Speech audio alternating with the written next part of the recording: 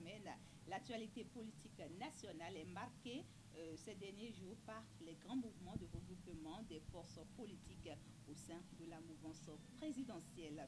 S'il est vrai que l'opinion publique politique nationale appréhendait déjà cet état de choses au lendemain des dernières élections, il n'en demeure pas moins que les partis politiques satellites ayant accompagné le chef de l'État en dehors des deux grands blocs ont reçu une certaine caution de ce dernier.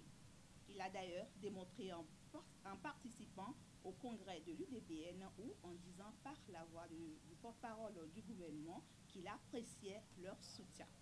Mais au-delà de cet embellir, force est de remarquer un certain essoufflement de ces formations politiques. Quand on sait, la panacée reste alors la course au grand regroupement et c'est dans ce cadre qu'on annonce ce mariage entre l'UDBN et le bloc républicain. Quand on fait recours à la nouvelle charte des partis politiques, ces questions ou quelques questions restent tout de même en suspens en politique. S'agira-t-il d'une fusion ou d'une adhésion des responsables et militants de l'UDBN au parti d'Abdoulaye Tchani? Comment se feront désormais les choses au sein de la nouvelle entité politique qui naîtra de ce mariage? Ira-t-on à un nouveau congrès afin de redéployer les nouveaux responsables du parti? Autant de préoccupations que nous essayerons d'aborder avec nos invités sur ce plateau. Chers invités, bonsoir. Mais avant de les découvrir, suivez d'abord ceci.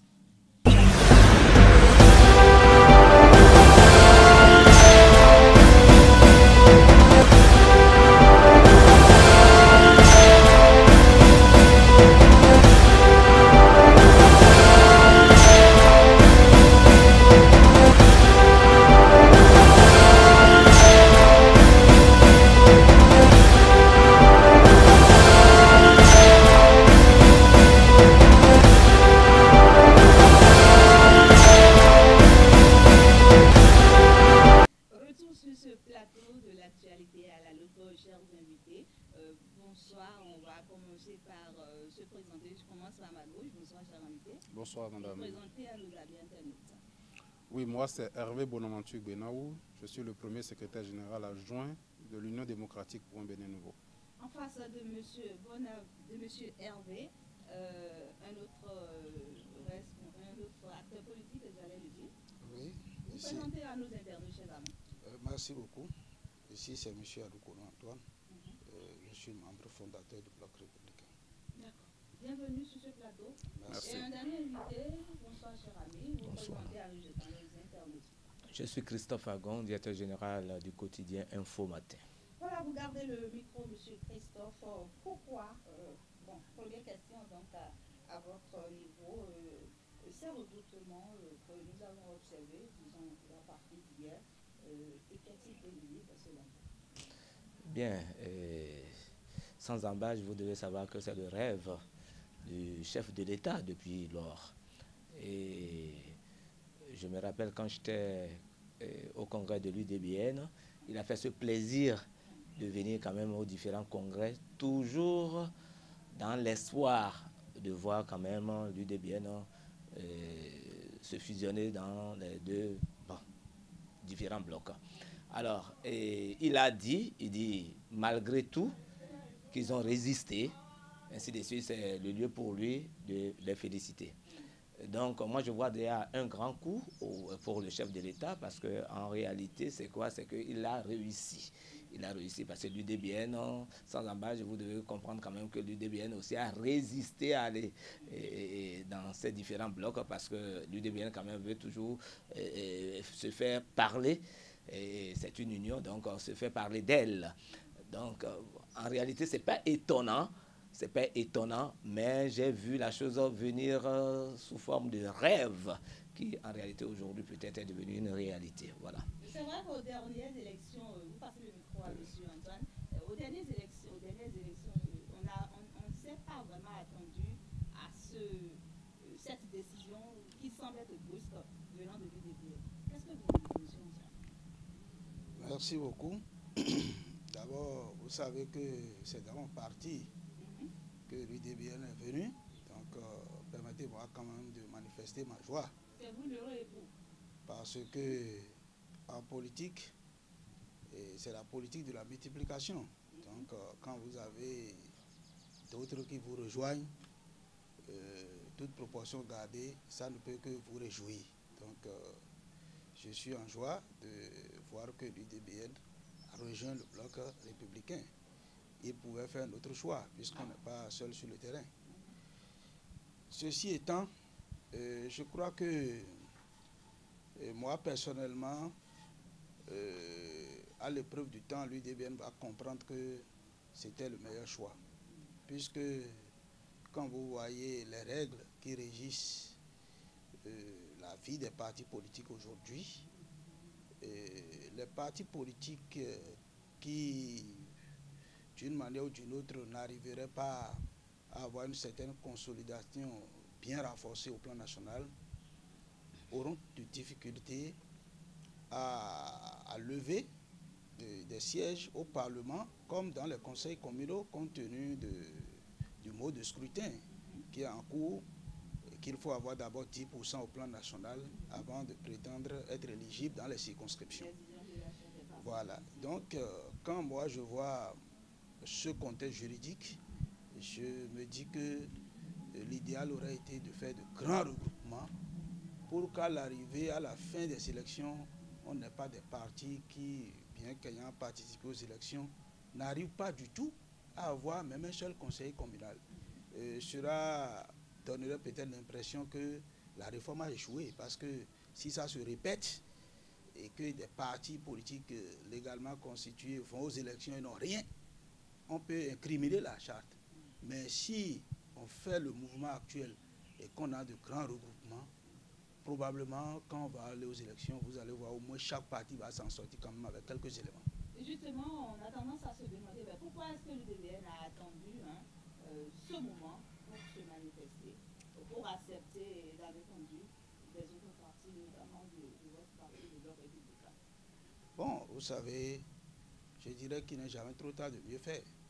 Et l'UDBN, je dirais, retourner à sa maison, parce que l'UDBN faisait partie des tout premiers partis politiques comme le PRD et a lancé les jalons de la création du Bloc républicain. C'est sûr que peut-être il ne s'était pas compris, peut-être par rapport à des dimensions données, et l'UDBN, le PRD sont repartis. Donc, aujourd'hui, si l'UDBN doit rejoindre un bloc, je pense qu'elle est déjà dans une certaine prédisposition de revenir dans sa maison. Donc, je ne vois pas, je vois qu'il y a déjà des éléments des éléments précurseurs de son choix par rapport au BR que l'UP. Un représentant de l'UDBN a sur ce plateau le secrétaire général adjoint de S-UDBN, si on peut le dire ainsi, une certaine opinion pensant qu'il s'agit d'un non-événement. Qu'est-ce que vous en dites? Bon, merci madame. Je crois qu'ils sont responsables de leur opinion. Non-événement pour eux, grand événement pour nous. La différence est là. C'est nous qui sommes allés, nous sommes entendus avec le Bloc républicain pour faire cette fusion-là. Et nous savons quelles ont été les discussions que nous avons menées. Nous savons pourquoi nous y sommes allés. Ceux qui pensent que c'est un non-événement sont responsables de leur opinion. Ils auront le temps de constater que ce n'est pas un non-événement. Et pourquoi vous ne l'aviez pas fait avant les élections communales? Ça vous aurait permis d'avoir aujourd'hui quelques conseillers communaux. Vous savez, si vous avez bien suivi l'histoire politique de l'UDBN, vous allez comprendre que c'est un parti qui sait prendre ses marques. L'UDBN, l'Union démocratique pour un Bénin nouveau, a toujours été de toutes les courses électorales de ce pays. Nous avons fait nos preuves et nous continuons à faire nos preuves. Et nous ne sommes pas allés avant les élections communales simplement parce que nous avons pris langue avec nos militants. Nous avons décidé de faire cette expérience-là. Nous l'avons fait. Ça a donné le résultat que ça a donné, mais nous en sommes sortis très grandis. Aujourd'hui, oui, nous sommes plus fortifiés que nous l'étions avant. Ce n'est pas là le souci. Mais en termes de mobilisation, en termes d'occupation du terrain politique, nous sommes sortis plus grands que ce que nous étions. L'objectif n'était peut-être pas là. Écoutez, madame, un parti politique, son objectif premier, c'est de conquérir le pouvoir et de l'exercer. Tout le monde le sait.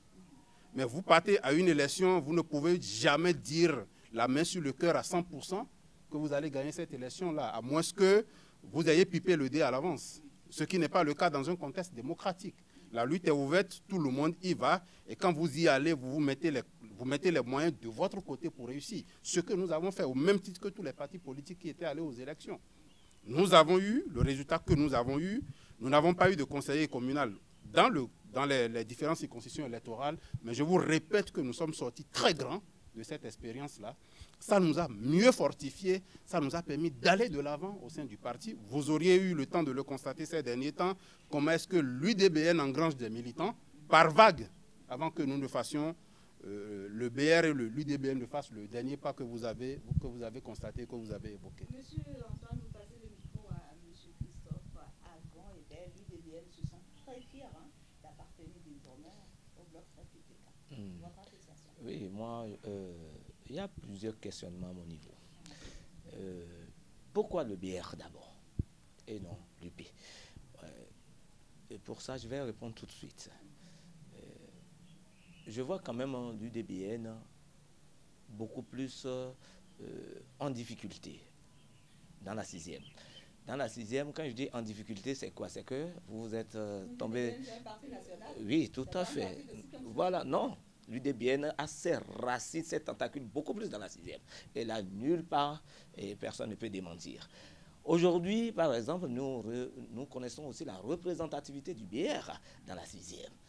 Vous voyez, je crois quand même que le plus heureux aujourd'hui, c'est Aboulaye Biachane. Parce que l'UDBN venu dans le BR, alors là, ça risque de booster beaucoup de choses. Donc, il y a du travail. Oui, dans la 6e. Moi, je parlerai beaucoup plus de la 6e. Parce qu'en réalité, quand on parle d'Amazon, c'est vrai que l'UDBN est un parti national. Mais le siège de l'UDBN, les racines de l'UDBN, c'est dans la 6e. C'est dans la 6e. Donc, je vois l'UDBN. Et aujourd'hui, allez voir Calavi encore, qui est aujourd'hui une ville à statut particulier, c'est que tout le monde veut s'arracher Calavi. Qui deviendra? Non, c'est déjà dit. Oui, mais c'est pas effectif, c'est déjà dit. C'est le Sera. Et ça, c'est peut-être sur papier, sinon en réalité, quand vous voyez Calavi aujourd'hui, Calavi n'a rien à foutre avec les autres villes. Donc, je vois l'UDBN venir booster. Et c'est là qu'en réalité, bon, mon cher ami du bloc républicain, quand même, qui disait tout à l'heure qu'ils sont heureux, ainsi de suite, c'est vrai que c'est de façade. Mais à l'interne, ça vient bouger les choses. Les positionnements de certains membres du BR se trouvent là, gênés. Parce qu'en réalité, l'UDBN ne va pas aussi aller seulement écouter, ainsi de suite. L'UDBN, sachant qu'elle est un grand parti politique, va chercher aussi à parler, à se positionner lors des élections prochaines. Et là, déjà, les appétits que certains membres du bloc républicain, qu'ils soient fondateurs ou bien membres, ainsi de suite, nourrissaient, vous savez, l'UDBN vient de ça. Ça fait un. Deuxième chose, le choix est stratégique. Parce qu'on a vu, excusez-moi du peu, au sud ici, une certaine faiblesse du bière. Donc, l'UDBN qui vient au bière peut quand même donner encore une certaine force au bloc républicain. Maintenant, autre chose, et là c'est ma grande inquiétude, les militants, les membres de l'UDBN, quel sera leur visage dans le bloc républicain? Est-ce que la force que ces membres-là avaient à parler à la présidence, on veut ci, on veut ça, est-ce que cette force sera encore totale au niveau du bloc républicain? Parce que c'est comme, voilà, qui reste posée. Voilà. C'est une question à laquelle seuls les militants et les responsables de l'UDBN devraient y répondre. On annonce des mouvements ou des formations politiques tels que le Nouvel Bénin qui ira probablement vers l'UD et le PRD qui va encore rejoindre le bloc républicain. Quel a été le secret de ce bloc-là au dernier moment? Monsieur Antoine. Non, je crois que ce n'est pas une affaire de secret, puisque les choix aussi ne se font pas ex nihilo. Les choix, non, les choix sont stratégiques aussi. On ne fait pas de choix pour faire du choix. on fait des choix en tenant compte d'un certain nombre de paramètres actuels et futurs. Mais je disais tout à l'heure que le PRD et l'UDBN étaient des partis politiques qui sont à la base de la création du bloc républicain. C'est un élément fort parce que, Vous pouvez nous l'expliquer un peu plus? pourquoi je le dis, au-delà des stratégies, c'est plus facile pour vous de dire je suis revenu à la maison que de vous retrouver quelque part où vous n'avez jamais été. Vous voyez? Parce que si vous avez été au début de la création du BR, c'est dire que vous avez déjà des relations dans le BR. Et lorsque vous revenez, c'est plus facile pour vous, par exemple, d'exploiter ces relations pour bien vous asseoir que d'aller quelque part où vous êtes vraiment nouveau. UDBN et PRD étaient présents à la création du bloc républicain. Est-ce que vous insinuez? Oui, par la création, puisque le bloc républicain n'a pas commencé par le bloc républicain. C'est au congrès du 8 décembre que c'est devenu bloc républicain. C'était, bon, je vais rappeler tout à l'heure, c'était un autre groupe qu'on avait, Dynamique Unitaire. Ça a commencé par la Dynamique Unitaire. Et ils étaient tous membres de la Dynamique Unitaire qui a fini par se transformer au BR. Pourquoi je dis ça?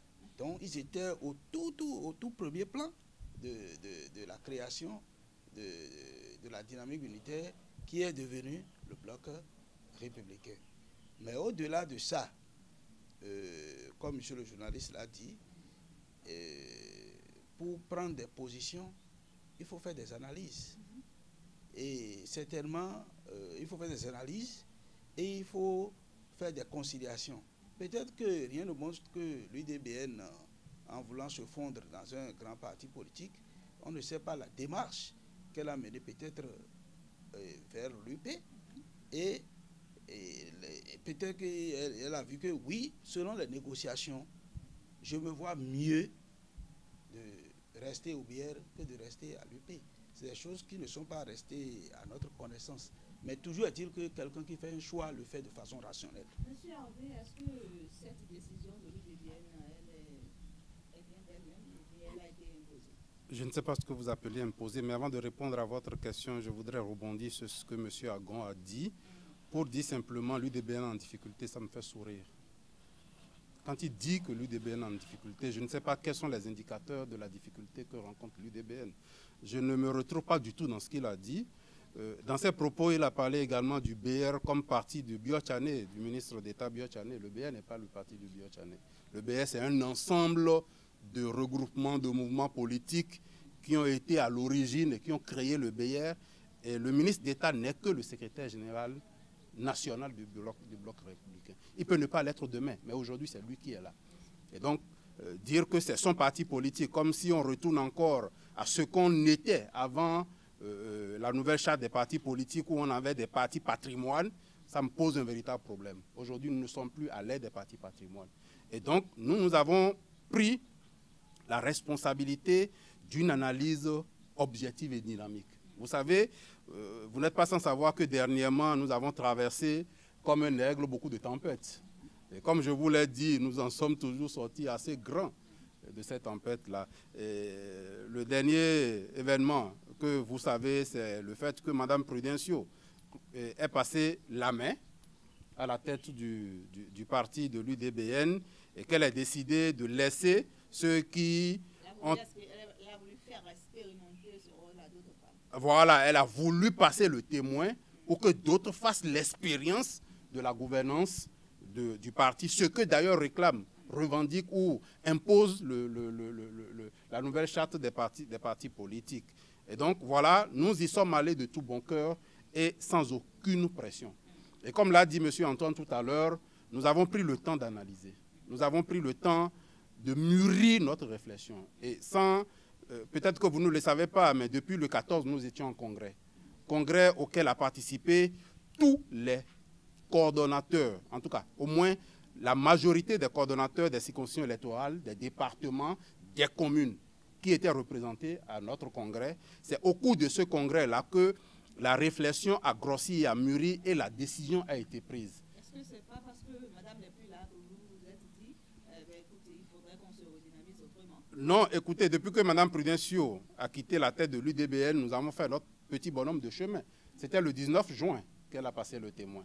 Et ce 19 juin-là, nous avons, suite au congrès que nous avons conduit et aux huis clos qui ont duré pratiquement une semaine, nous avons mis à la tête du parti une dame qui est venue, qui a fait son expérience, qui malheureusement a commis quelques erreurs qui nous ont amenés à installer un comité de gestion que Mme Obachabi, épouse Maforikan, a dirigé pendant près de 3 mois.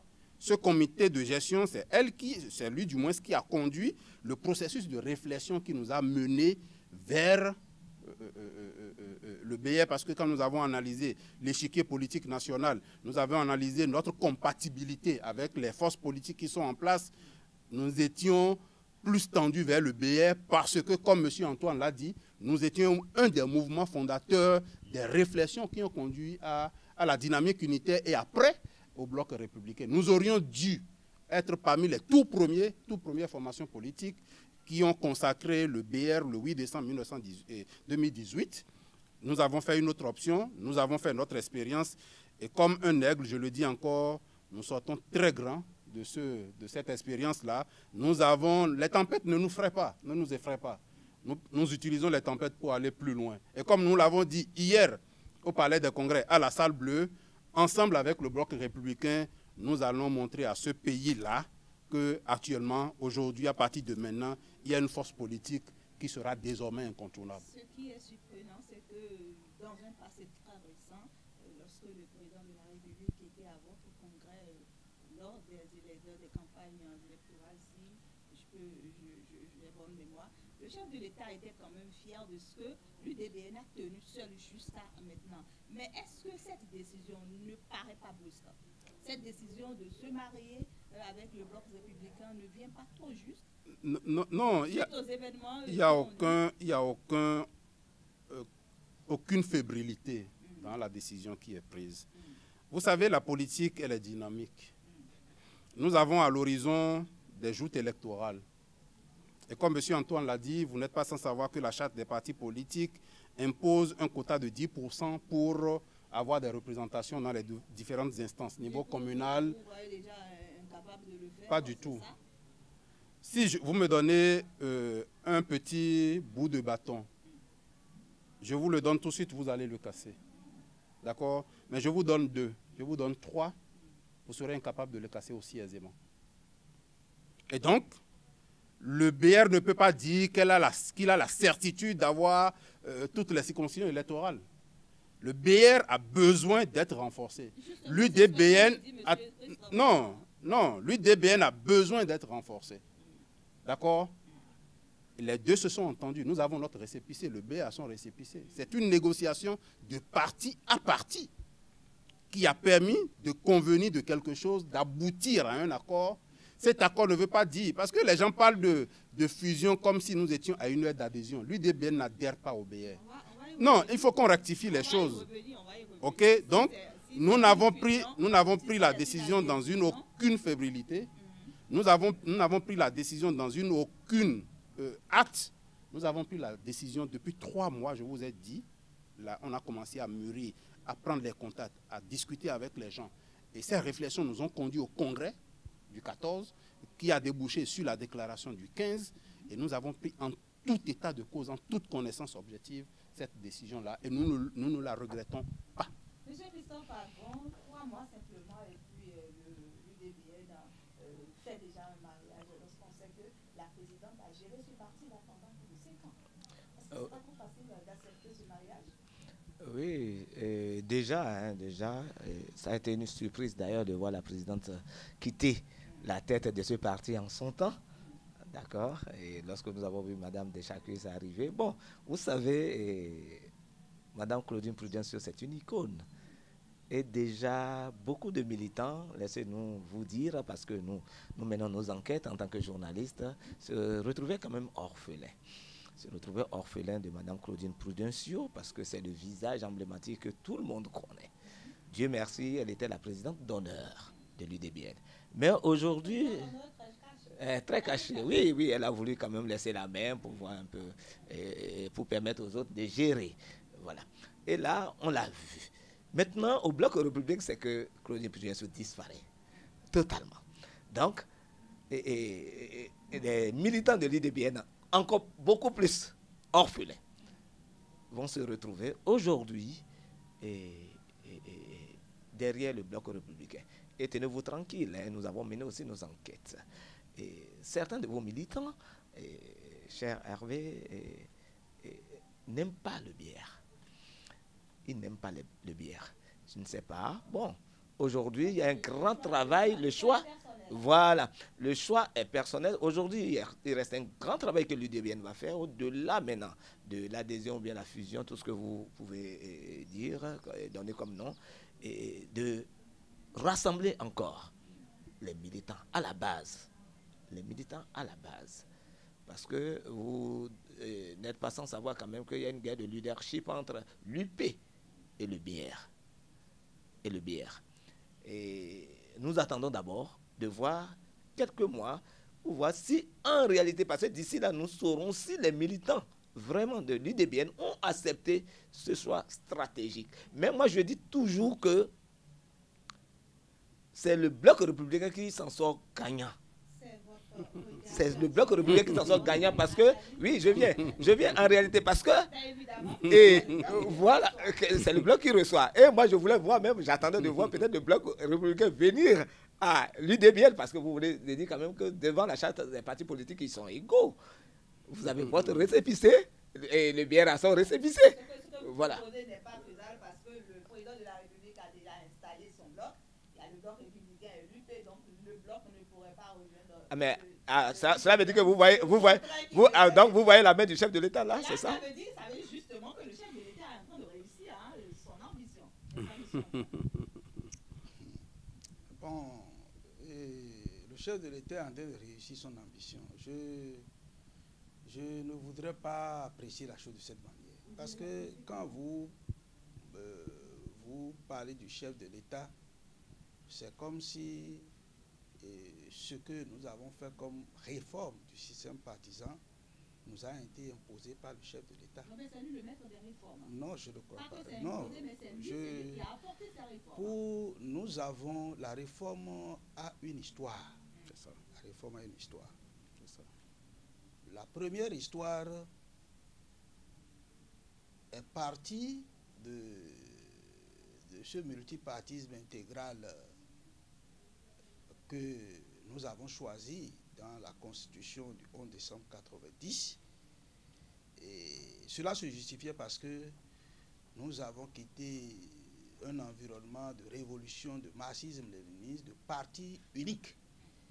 Et donc, pour y remédier, les constituants de 90 ont ouvert les bornes à tout le monde pour dire, oui, désormais, c'est le multipartisme intégral.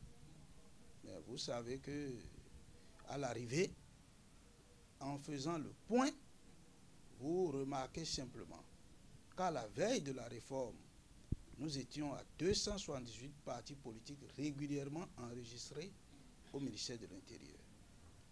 Mais quand vous faites les statistiques électorales, vous verrez que c'est à peine 5, 6, 7 partis qui sont souvent représentés à l'Assemblée nationale depuis 1990.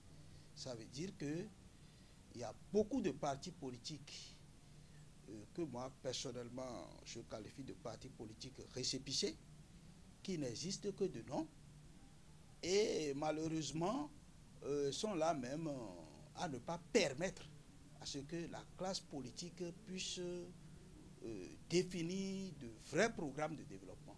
Parce qu'ils sont là, et ils sont un peu dans les arrondissements, parfois c'est des partis qui sont dans les communes, et ça s'arrête là.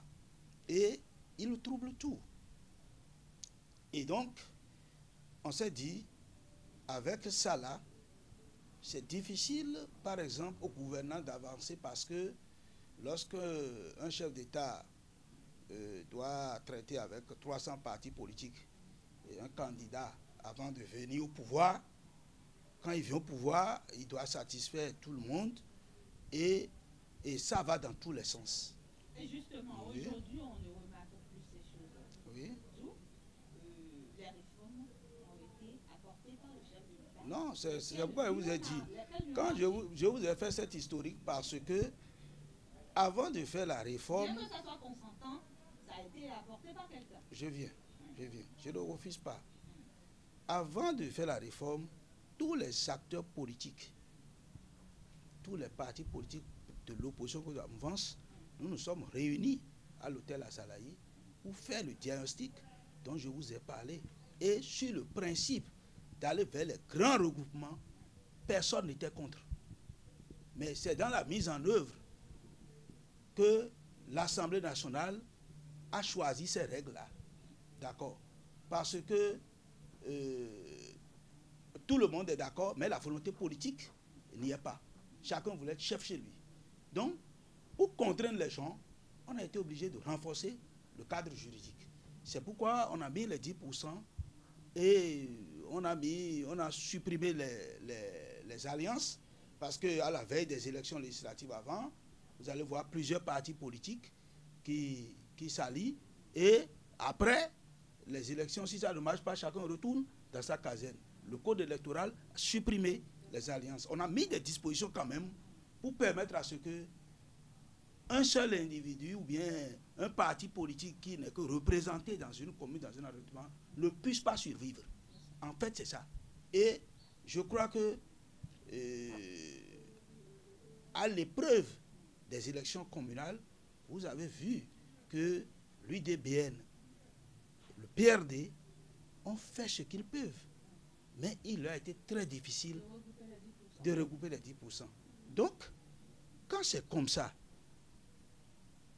il vaut mieux aller dans la pensée du législateur. Donc, ce que l'UDBN a fait, il ne faut pas le voir sous l'aspect de c'est un parti faible, c'est un parti ceci. Non. L'UDBN a été clairement défaillante. Non, Si le elle problème. n'a pas pu réunir les 10%. Non, au fait, ce que je vous dis là, le fait de ne pas. Bon, maintenant, lorsque l'UDBN n'a pas réuni les 10%, et l'UDBN fait le point à son niveau, par exemple, et l'UDBN voit que oui, compte tenu de ces règles-là, nous ne pouvons pas rester seuls pour avancer.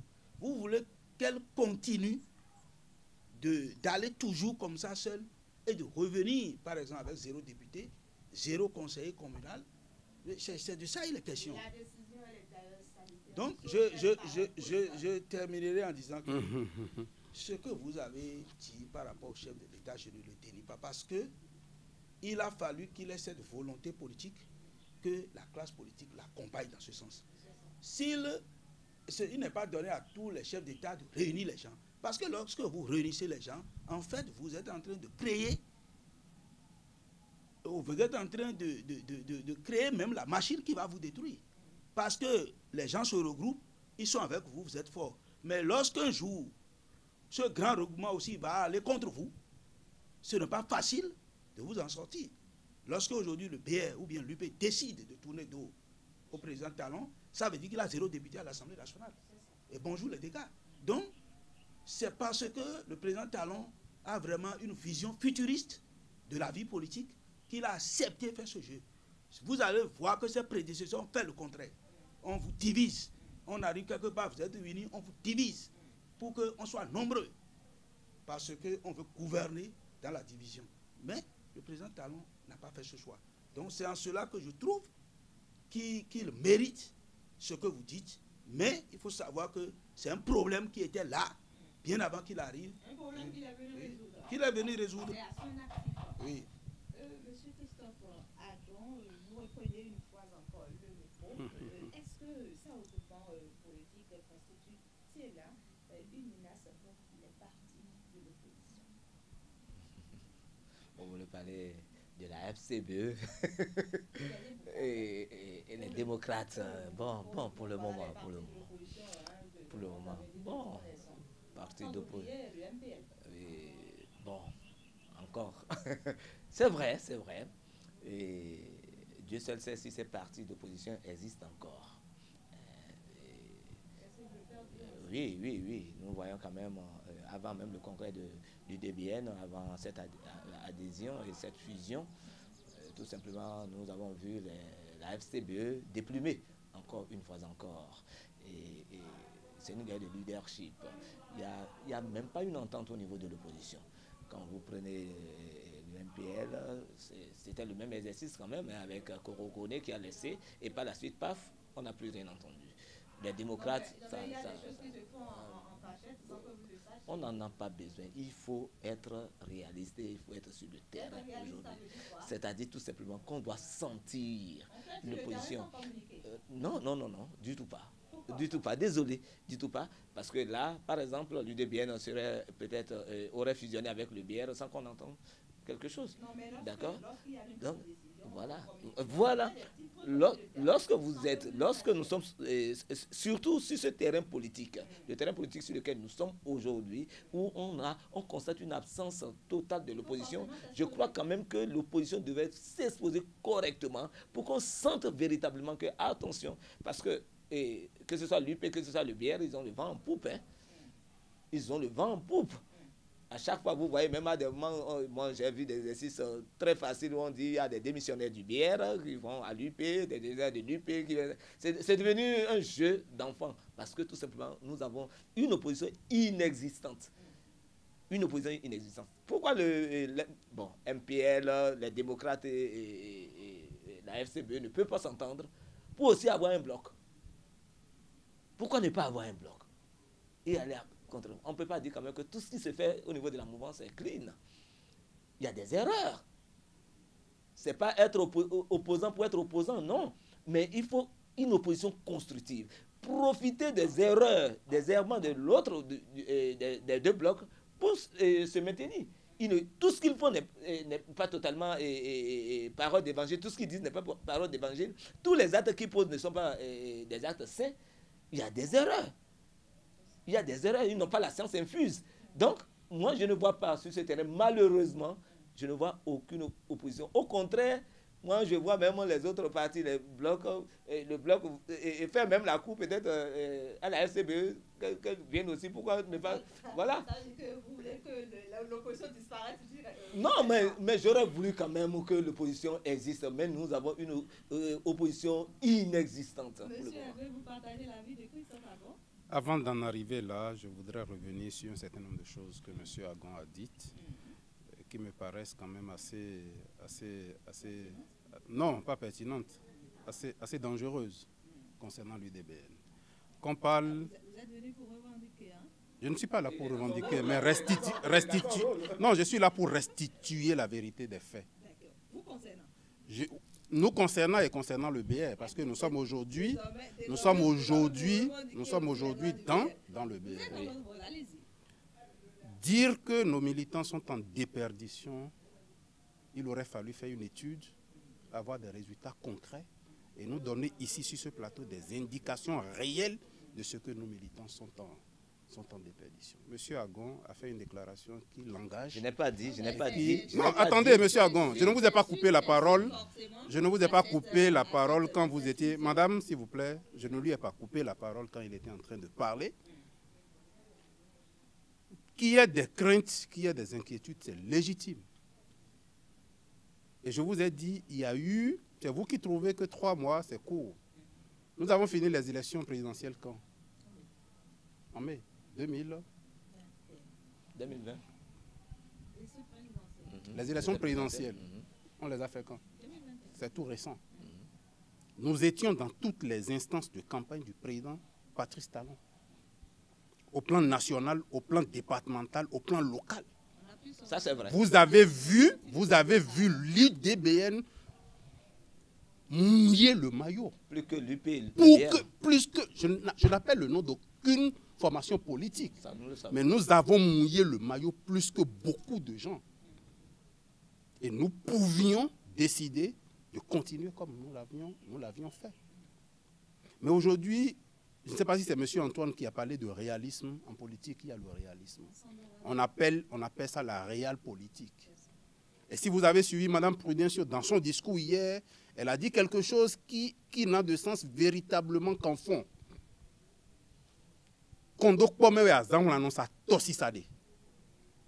Je le dis en fond et je le traduis littéralement en français.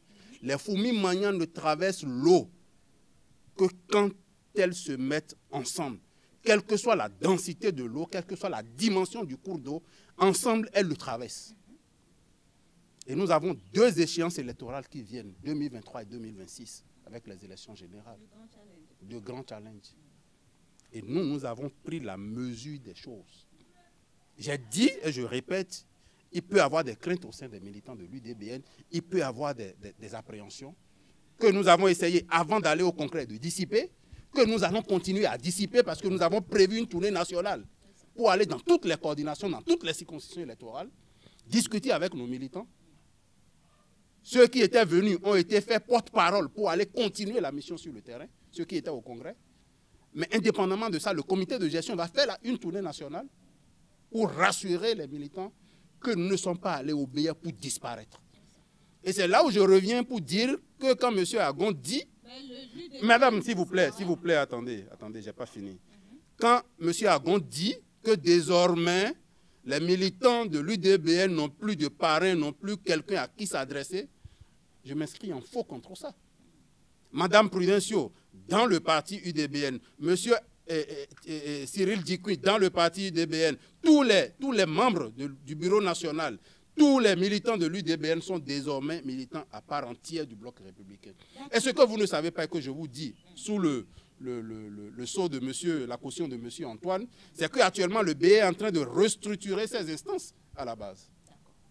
Il n'y a pas meilleur moment pour l'UDBN de faire ce mariage avec le BR. C'est pourquoi je parle de réalisme. Nous avons fait la réelle politique. Et en cette matière, nous avons été toujours les pionniers au Bénin. D'accord. Pour en revenir à ce mariage, ce mariage qui a eu lieu hier, la concrétisation s'est faite hier, et le BR, bien sûr, quels peuvent être, selon vous, les thèmes de cet accord? On veut comprendre réellement ce qui vous lie désormais. Vous voulez comprendre ce qui lie au BR, l'Union démocratique pour un Bénin. Quelles sont les clauses contractuelles? Pourquoi vous voulez que nous venions sur un plateau de télévision vous livrer les clauses du contrat que nous avons eu avec le BR? S'il n'y a pas eu... Nos militants ont besoin de savoir, mais nous en avons déjà livré hier.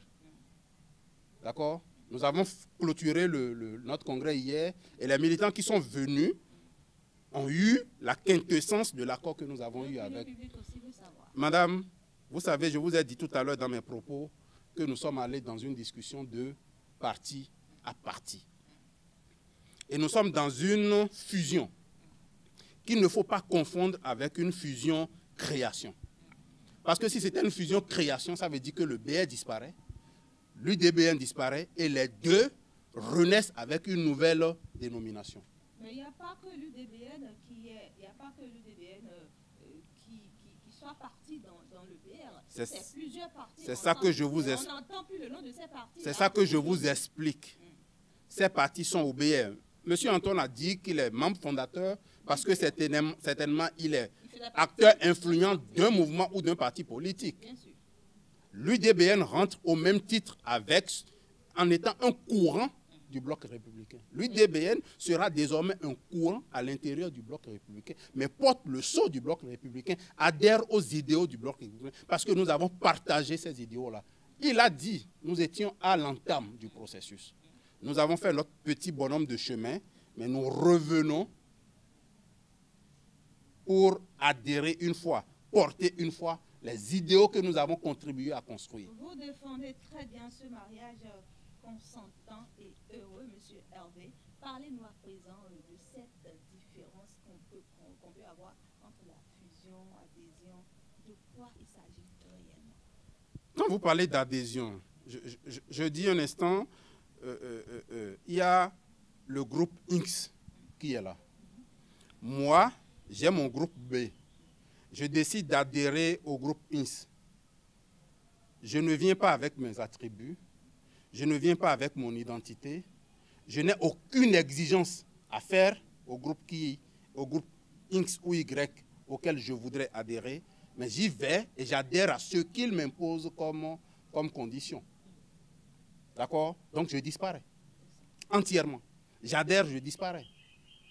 Complètement. Mais quand il y a deux notions qui sont sorties dans l'opinion, dans les médias, pas dans l'opinion publique. Il y a la mise ensemble et la fusion. D'accord? Mais quand vous fusionnez, ça veut dire que le BR apporte ses forces. L'UDBN amène ses forces. Mais il n'y a pas que l'UDBN dans le BR. Attendez. Les autres qui ont adhéré au BR sont déjà membres du BR. Vous aussi, vous devenez membre du BR. C'est ça que je vous explique. Les autres ont déjà mis leurs forces ensemble. Et c'est pourquoi ils font une force politique aujourd'hui, la deuxième au plan national. L'UDBN aussi, mais ça... Madame, c'est ça que je vous explique. Nous, on vient ajouter nos forces pour renforcer la force des autres. Et encore, qui ont été... pas une adhésion? Non, ce n'est pas une adhésion. Ce n'est pas une adhésion du tout, c'est une fusion. L'adhésion, c'est que nous n'avons pas de contrat, il n'y a pas de négociation à faire. Les autres ont déjà leur force, nous venons profiter de leur aura. Nous venons profiter de leur dimension sur le plan national. Nous venons profiter de ce qu'ils ont déjà construit sans nous. Ce n'est pas le cas. Nous avons déjà construit quelque chose que nous venons leur apporter. Ils nous apportent également ce qu'ils ont déjà construit. Et 1 plus 1, ça fera 2. Ensemble avec eux, nous réduisons leurs faiblesses. Ensemble avec nous, ils réduisent nos faiblesses. Monsieur Christophe Agon, on parle désormais, c'est très prévisible, que les deux autres partis, le MOEL Bénin et le PRD, acceptent également la main tendue de ces autres partis. Parlons justement du PRD. Est-ce que vous y croyez? Bon, vous savez quand même que le PRD, ça a été très malheureux lors des dernières élections communales. On a vu quand même le PRD rafler la grande partie des sièges dans l'Ouémé, le plateau, mais malheureusement n'a pas atteint le seuil des 10% imposés et s'est vu totalement écarté. Je crois quand même que le PRD a beaucoup plus à gagner d'entrer dans l'un de ces blocs-là. Surtout qu'en son temps, vous savez, c'est rare aujourd'hui, peut-être c'est ce qui a été corrigé. Nous avons eu des partis politiques avec des fiefs qui n'étaient pas totalement imposés sur le plan national. Ils avaient des fiefs. Et Dieu seul sait aussi que l'UDBN aussi avait son fief, quel que soit ce que vous allez dire. C'est vrai, vous avez tous les représentants sur toute l'étendue du territoire national. Sinon, on n'aurait pas eu le récépissé. Voilà, sinon vous n'aurez pas eu le récépissé. Donc, non, le PRD aurait beaucoup à gagner. Je ne suis pas d'accord. Aurait beaucoup à gagner. Mais le MOEL Bénin, bon, excusez-moi du peu, bon, je ne vois pas trop la dimension de ce parti-là, de parti politique. Voilà. Faire truc là. Mais le PRD aurait beaucoup à gagner. Et vous allez voir quand même, tout calcul fait. Et il y a un schéma que je vois venir. C'est un renforcement du BR. Parce que le BR est sorti un peu affaibli de ces élections-là. Et je crois qu'en temps vers la fin, moi je vois beaucoup plus le PRD venir renforcer et l'UDBN venir renforcer. C'est pour ça que dans l'explication du secrétaire général adjoint, j'ai épousé l'explication. Quand vous avez parlé quand vous parlez de fusion, ainsi de suite, ça veut dire tout simplement quand même que ça n'a pas été facile pour que l'UDBN vienne au bloc républicain. Voilà. Ça veut dire tout simplement que voilà. Pour le PRD aussi, déjà, ça a été annoncé, mais vous savez, sur la toile aussi, on dit non, le PRD n'est pas encore. Donc il y a les mêmes démarches qui doivent se faire du côté du PRD pour venir renforcer le bloc républicain. Les démarches se font certainement, c'est parce que nous ne le savons pas encore, puisque ce n'est pas encore public. Nous tendons vers la fin de cette émission. Ce serait votre mot de fin, M. Antoine Adikono. Les partis de l'opposition, qu'est-ce que vous avez à leur dire? Parce qu'il n'y a pas de problème au niveau de la mouvance. Bon, malheureusement, on est à la fin, puisque j'ai beaucoup de choses à leur dire. Vraiment, malheureusement. J'ai beaucoup de choses à leur dire. Oui, j'ai beaucoup de choses à leur dire, mais je le dirai à d'autres occasions. Mais pour être très bref, je leur dirai que s'ils ne savent pas faire ces partis, ils sont partis encore pour avoir 0 député en 2023. Parce que les règles du jeu n'ont pas changé. Et ceux qui sont plus forts se renforcent. Et ceux qui sont plus faibles se détruisent encore. Vous voyez. Donc, et ça risque de nous surprendre encore, de nous retrouver devant une assemblée monocolore, comme ils le disent. Et cette fois-ci, ça sera vraiment monocolore, puisque tout le monde ira aux élections. Et malgré ça, il y aura encore des gens qui auront encore 0 député. Je ne leur souhaite pas ça. Ce que je leur souhaite, c'est de tout faire aussi pour taire leur divergence, pour pouvoir faire un grand groupe, pour que, à l'arrivée, nous ayons quand même des députés de l'opposition et des députés de la mouvance. Mais tel que ça se fait là, on risque de se retrouver encore dans le schéma actuel du faute de l'organisation des opposants. C'est ça ce qui me gêne beaucoup, parce que ce n'est pas toujours bien séant dans une démocratie d'avoir toujours un parlement où il n'y a pas, au moins, ne serait-ce qu'un seul député de l'opposition. D'accord.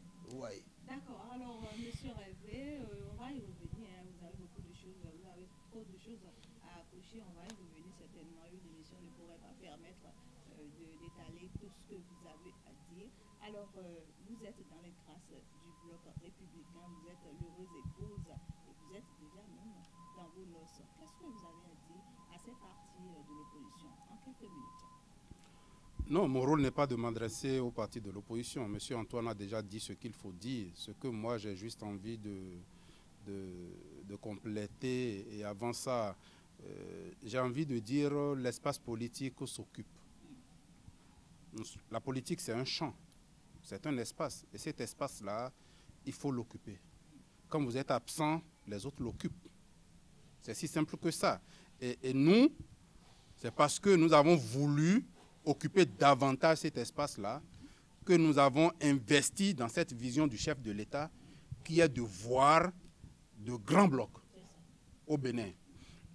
Cette réforme-là n'est pas liée forcément à la personne de son Excellence, le président Patrice Athanas Guillaume Talon, non. Au-delà de lui, la réforme va persister. D'accord? Et donc, nous, ayant adhéré complètement à ces idéaux, nous avons voulu investir encore dans cette perspective-là pour quand même montrer toujours notre détermination à l'accompagner dans les actions qu'il conduit. Et donc, en disant que l'espace politique s'occupe, j'interpelle les partis politiques de l'opposition. Nous, on n'a pas à réfléchir à leur place, mais juste à leur dire, il ne faut pas qu'ils laissent les choses telles quelles pour qu'en 2021, nous entendions les mêmes rengaines, nous entendons les mêmes récriminations. On a un parlement monocolore, on a un parlement qui travaille de nuit, on a un parlement ci, on a un parlement ça. Ils ont maintenant le temps. Comme le disent les gens en latin, c'est hic et nun, c'est ici et maintenant qu'ils doivent agir pour que nous puissions leur montrer en 2023 que malgré leur existence, nous avons la possibilité de les battre dans les urnes. Là, c'est des menaces. Merci Voilà. beaucoup, monsieur Christophe Agon, votre mot de fin. Oui, je voudrais ajouter ceci. Et là, je félicite beaucoup l'UDBN. Et nous avons parlé de l'UDBN, du bloc républicain. C'est pour dire tout simplement aussi à nos autres amis, les membres de l'Union progressiste, non, pas de l'opposition, de l'Union progressiste, quand même, qu'ils ne doivent plus dormir. Parce que l'UDBN, au bloc républicain, surtout dans la 6e, alors là, ils ont du pain sur la planche. Merci donc, il va beaucoup. falloir se réveiller. Chers internautes, ainsi se révèle donc ce numéro de l'actualité à la loupe. Il était question de ce mariage qui a eu lieu entre le parti du DBN et le bloc républicain. Il est annoncé également que le parti, le PRD, va rejoindre dans les tout prochains jours le bloc républicain et le Noël Bénin qui va rejoindre l'Union progressiste. Comme on le dit, merci à vous de nous avoir suivis. Merci à nos chers invités. Merci à toute l'équipe technique qui nous a accompagnés durant cette émission. Et à très très bientôt pour un autre numéro de l'actualité à la loupe. D'ici là, portez-vous bien.